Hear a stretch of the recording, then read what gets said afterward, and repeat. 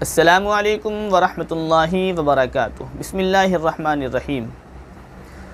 محمد ذیشان شکاہباد سے معلوم کرتے ہیں کہ مولانا صاحب پیشاب کرنے کے بعد کچھ قطرے ٹپکتے ہیں اور اس کا کیا حکم ہے؟ اگر ہم نماز پڑھیں تو اس کا کیا طریقہ ہے؟ دیکھیے، بعض لوگوں کو بیماری ہوتی ہے، پیشاب کرنے کے بعد کچھ قطرے ٹپکتے ہیں، کچھ بوندیں ٹپکتی ہیں پیشاب کی۔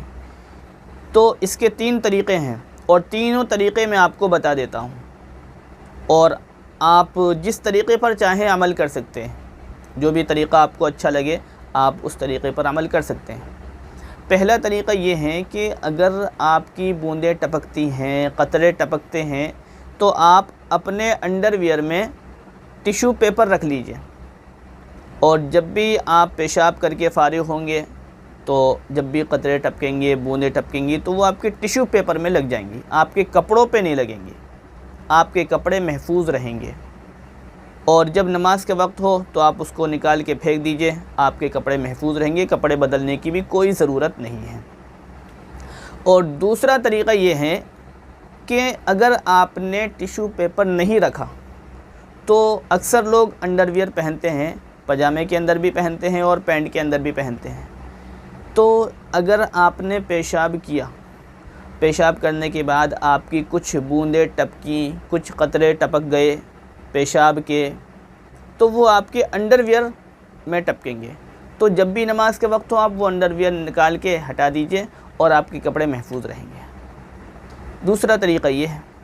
اور تیسرا طریقہ یہ ہے کہ آپ اپنے نماز کے کپڑے بالکل الگ رکھیے۔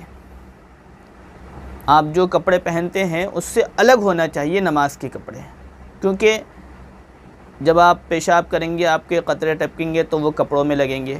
تو جب آپ کے کپڑوں میں لگ جائیں گے اور نماز کے وقت ہوگا، جو آپ کے الگ کپڑے ہیں، جو آپ نے الگ رکھ دیے ہیں کپڑے نماز کے لیے، وہ کپڑے پہن کر کے آپ نماز پڑھ لیجئے، اور جو گندے کپڑے تھے جس پہ پیشاب کے قطرے لگ گئے تھے اس کو اتار دیجئے۔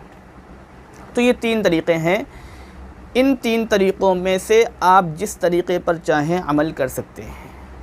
اور پیشاب کے قطرے ٹپکنا یہ بیماری ہے اور بڑی بیماری ہے، اور میں آپ کو یہی صلاح دوں گا، یہی مشورہ دوں گا کہ آپ اس بیماری کا علاج اچھے اور ماہر ڈاکٹر سے کرائیے، کیونکہ آگے چل کے یہ چیزیں بہت نقصان دیں گی۔ تو اس کو بالکل بھی کمزور نہ سمجھیں، بالکل بھی ہلکا نہ سمجھیں، یہ بیماری ہے اور ہر بیماری کا علاج ہونا ضروری ہے۔